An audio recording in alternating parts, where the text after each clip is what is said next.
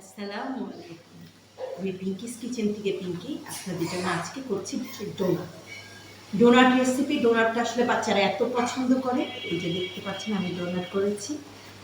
ডোনাটটা আসলে বাচ্চারা এত পছন্দ করে, আমার টিফিনে বা সকালের নাস্তায় ওরা খুব মজা করে খেতে পারে, এবং আমরা সেটা যদি বাসায় তৈরি করি খুবই ভালো। বাসার খাবার আসলে আমাদের সবারই উচিত।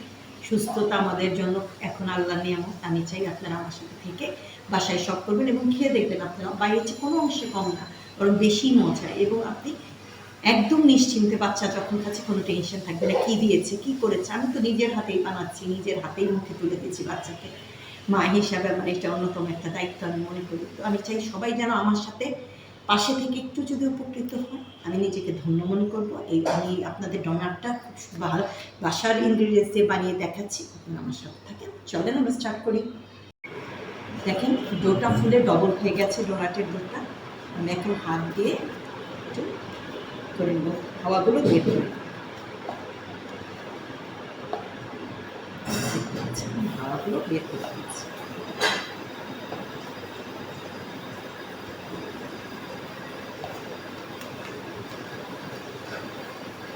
সুন্দর করে বের করে নিতে হবে।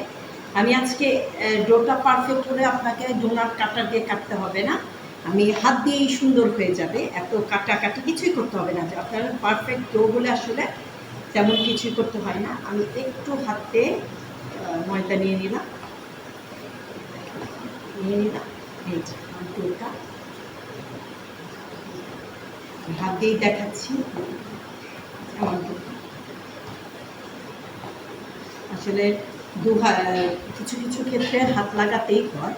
তো এটা আমি তো সব রান্না আমার বাড়িতে হাত দিয়েই করি, আমি এটা আমার জন্যই করছি, যখন হাত দিয়েই করছি। আর এগুলো হাত দিয়ে ছাড়া আসলে হয় না। আমি আপনাকে যতই বলি যে কবে আসলে এটা স্মুথ যোগ। তো একটু ময়দাটা নিয়ে নেবে, এখান থেকে আমরা কয়েকটা ভাগ করে নেব, সমান ভাগে আপনারা কেটে নেবেন। আমি দেখিয়ে দিচ্ছি একটা, আপনারা কেটে নিয়ে তারপরে করবেন। আচ্ছা, এরকম স্টিকি ডো থাকলে আপনার ডোয়ারটা খুব সুন্দর ফুলবে। তো আমি এরকম একদম সোজা উপায়, আপনার কোনো বোর্ড লাগবে না, কিছু লাগবে না, আমি হাতের উপরে দেখিয়ে দিচ্ছি। আপনার ডো যদি পারফেক্ট হয় আপনার কাটার কিছুই লাগবে না, আপনার খুব সুন্দর জিনিসটা হয়ে যায়। যে আমি একটা ডো করে নিয়েছি, খুব বেশি বড় করবেন না, কারণ ফুলে এটা অনেক বড় হয়ে যাবে। ছোট ছোট করেই আমরা ডোনাটটা করে নিই। এই যে এখানে এরকম করে আমি মাঝখানে শুধু এরকম করে নিই। এই যে দেখতে পাচ্ছি, এরকম করে আমি ডোনাট যেরকম থাকে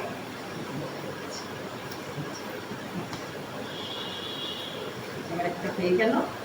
এই যে এরকম করে নেব। এভাবে আমি সবগুলো বানিয়ে আপনাদের সামনে আসছি।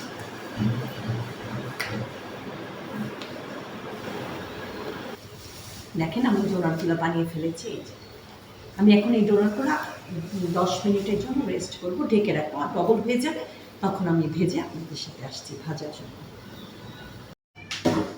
ডোনাট আমি এখন আপনাদেরকে ভেজে দেখাচ্ছি। আমি এখানে তেলটা কিন্তু গরম নেওয়া যাবে না, একটু খালি উঠবে। এই যে দেখেন আমি হাত দিয়ে যে বানিয়েছি, দেখেন কোনো রকম বাটার পেপারে রাখতে হবে না, কিছু রাখতে হবে না। এই যে আস্তে আস্তে করে আমি দিয়ে দিচ্ছি, এবং এটা আস্তে আস্তে করেই ভেজে নিতে হবে, তাড়াহুড়া করা যাবে না। অল্প একদম মিডিয়াম লো আছে আপনাদেরকে ভেজে নিতে হবে।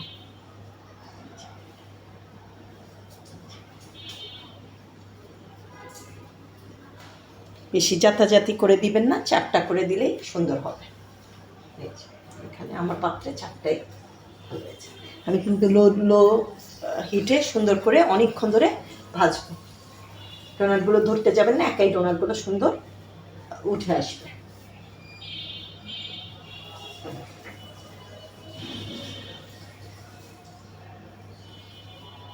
দেখতে পাচ্ছেন ডোনাটগুলো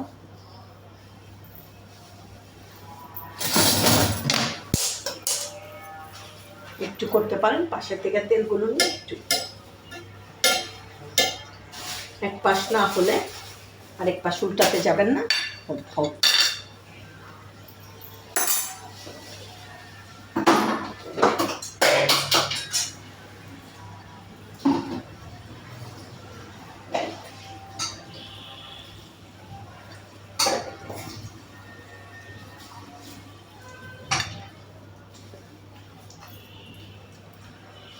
আমি আপনাদের দেখাচ্ছি ডোনাটগুলো কী পরিমাণে। আপনার ডোটা যদি খুব ভালো হয় ডোনাটগুলো ফুলে অনেক বড় হয়ে যায় ছোটোর থেকে, কিন্তু আপনাকে অবশ্যই ডোনাটগুলোর ডোটা খুব ভালোভাবে পারফেক্টভাবে করতে হবে।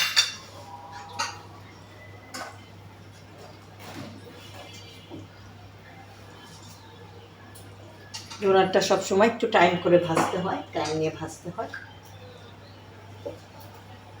আর তেলটা প্রথমে একদম একটু ওয়ার্ম গরম থাকবে, তারপরে আপনাদের তার মধ্যে ডোনাটটা দিয়ে দিতে হবে।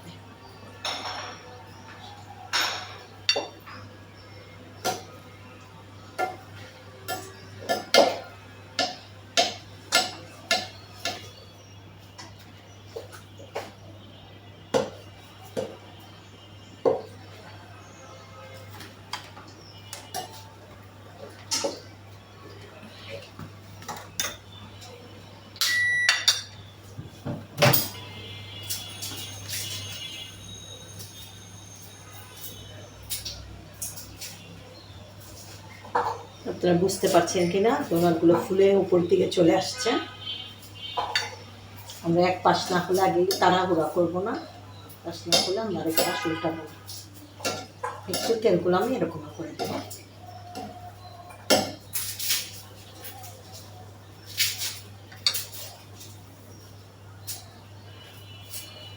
সময় ধরে ভাজতে হবে,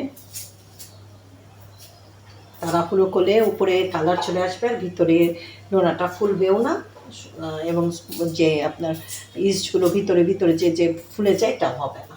আপনাদের অবশ্যই ধৈর্য সহকারে ভাজতে হবে।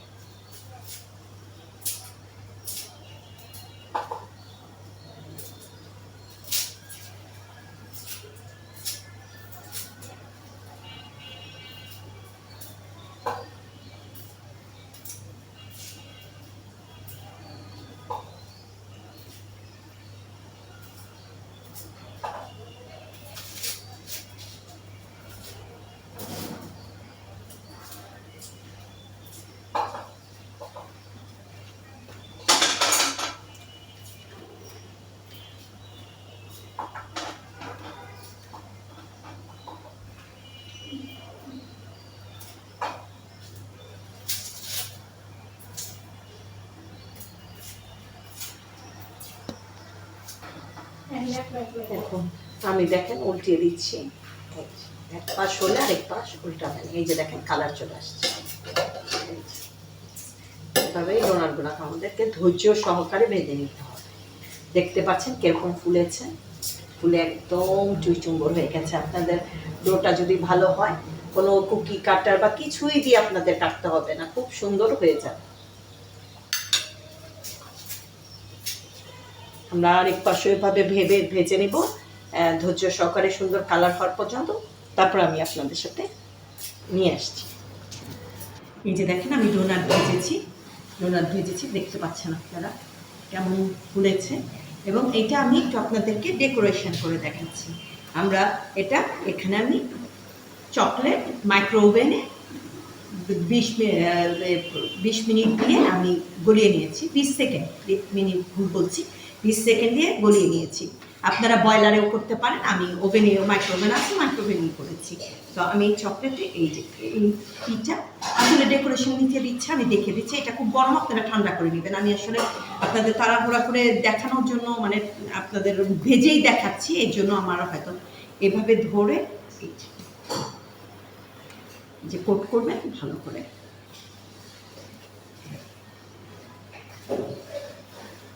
এই যে দেখতে পাচ্ছেন,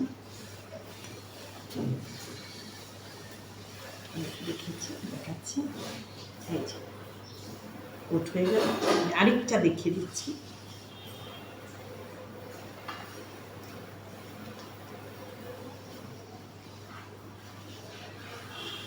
ওটা খুব গরম, ধরা যাচ্ছে না, তারপর করে এই যে দেখতে পাচ্ছি আমি কোট করে নিয়েছি। একটাও দেখিয়ে দিচ্ছি আপনাদের জন্য। ঠান্ডা করলে খুব সুন্দর আপনাদের বসবে, এবং আপনারা ফ্রিজ ঠান্ডা করে আপনারা এটা কোট করে ফ্রিজে দিয়ে দেবেন। এই দেখতে পাচ্ছেন আপনারা এই যে কোট হয়ে গেছে। তো আমরা এইভাবে বানিয়ে নিলাম, খুব সোজা এবং বাসার জিনিস এত হেলদি। আমি চাই আপনারা, আমার এই কিচেন করার একটা কারণ হলো আমরা যেন হোমমেড ফুড খেয়ে আমরা সুস্থ থাকি। আমরা প্রতিদিন ডাক্তারের কাছে যখন হসপিটালে যাই আমরা মনটা খারাপ হয়ে যায়, সবাই আমরা সুস্থ থাকতে পারি। আমাদের সুস্থতা আসলে আল্লাহর নিয়ামত, এটা আমি মনে করি। তো আমি সবার জন্য চেষ্টা করছি, আমার পাশে থেকে ফলো করবেন। আমি যেন সবার একটু উপকারে আসলেও যেন আমি নিজেকে ধন্য মনে করবো। ওকে লাইক কমেন্ট করে আমার পেজের সাথে থাকবেন। আল্লাহ হাফেজ।